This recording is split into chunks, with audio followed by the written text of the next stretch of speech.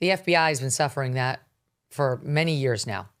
And the two people at the top of it under Trump are, of course, Kash Patel and Dan Bongino, who I think most Republicans, I mean, maybe not the establishment types, but most MAGA faithful supported going into those two top roles.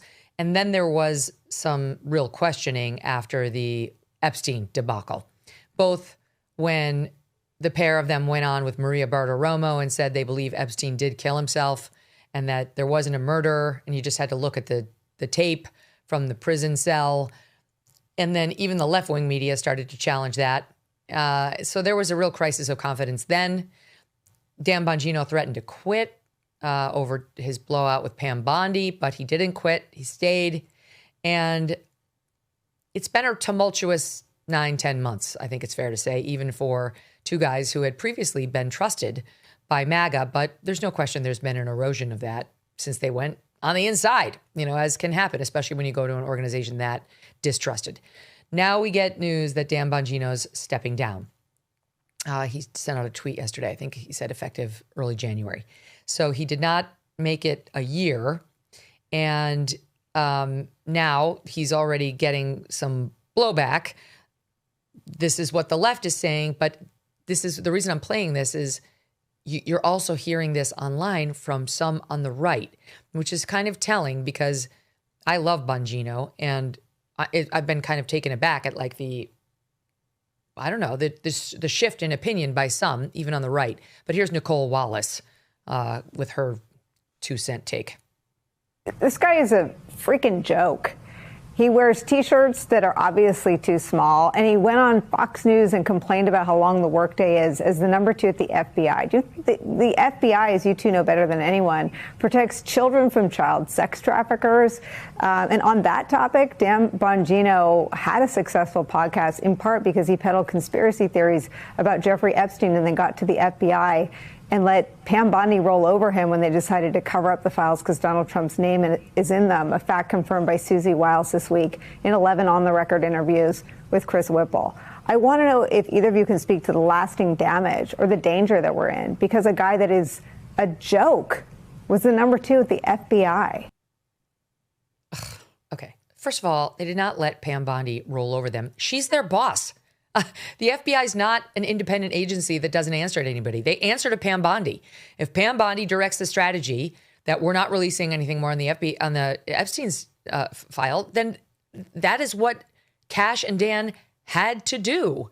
I'm sorry that they were very outspoken on Epstein beforehand, but like to pretend that they had independent autonomy when DOJ, and frankly, let's face it, it must have been Trump's call, made a call, is to ignore reality. However, I'm going to give you one more soundbite, Glenn, and it is the moment she referenced when Dan went on Fox in May of 2025, SOT 20C.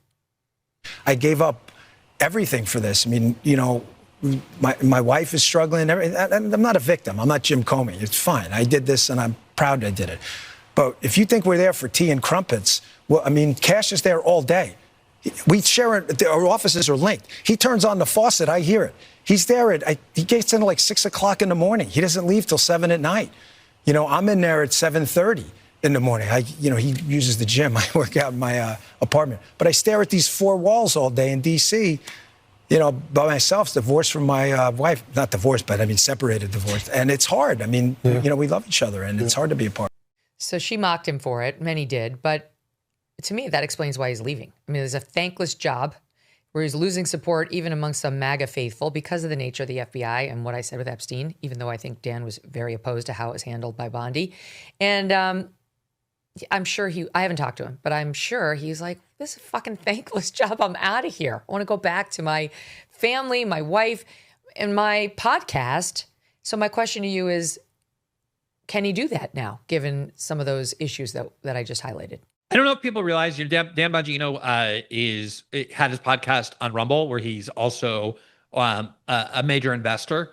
And that podcast was, to call it a success is to wildly understate the case. He was making enormous amounts of money. He had a massive audience of people unbelievably loyal to him, and loyal to him because of how much trust they had in him. And one of the reasons they had so much trust in him was because he was such a emphatic critic of the deep state, of these organizations. And among the things he was telling them was that the US government was concealing the Epstein files because it was trying to protect the world's most powerful people from being exposed as child predators, because they know that Jeffrey Epstein didn't kill himself, and because Jeffrey Epstein had blackmail power over all these people and were therefore forcing them to keep these files concealed. This was not an ancillary issue for Dan Bongino. This was something he talked about over and over and over. And then also other things as well, like the guy who killed Trump and all the stuff that supposedly was being covered up about that, none of which has been released under the FBI's leadership. And so when you then, months into Dan Bongino's stint, watch him go on Fox and obviously in a very uncomfortable way say, we found no evidence of blackmail. We don't think it's appropriate to release these files. Please trust us when we tell you that he absolutely killed himself. Obviously, the people who have been listening to Dan Bongino for all these years and believing that this was like one of the very few people who they could trust, turn around and in an instant, as soon as they're inside, abandon so many of the core beliefs that they had been insisting were true, is obviously going to erode the confidence and trust that people have in you.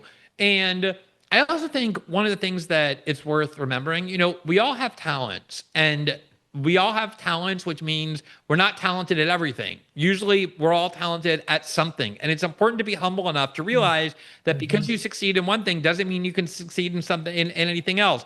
Dan Bongino is a very effective outsider, like a very effective critic. He brings people along with him. Running the FBI is an entirely different skill set.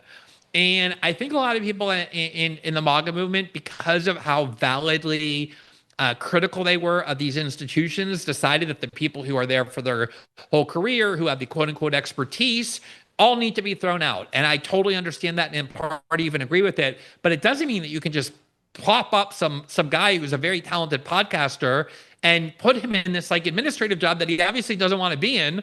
Like, sorry, but getting to work at 7:30 and leaving at 7:00 inside an office, that is not exactly uncommon. That's not a back-breaking job. That's the experience of most Americans. Like, you go out to your office, you're separated from your family, your kids, because you're working. Like Dan Bongino made it sound like this was, he was like carrying the cross of the crucifix on his back for days.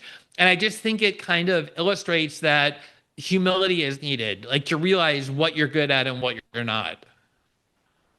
So I think he didn't really want to do that. That's what I think. I think he didn't really want to do this, but I'm guessing here, I haven't talked to anybody about this, but I'm guessing that Trump thought he'd be the perfect person to do it, he and Cash, because they'd been so critical of the FBI. So he found FBI critics to come in so that the MAGA base would trust the new leadership.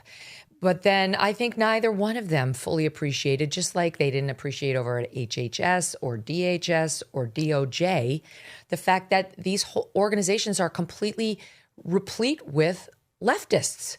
And it's very freaking hard to change the culture, to change the motion, the forward motion of these things in a leftist direction, just because you have leadership that's different. They're trying. They're definitely trying.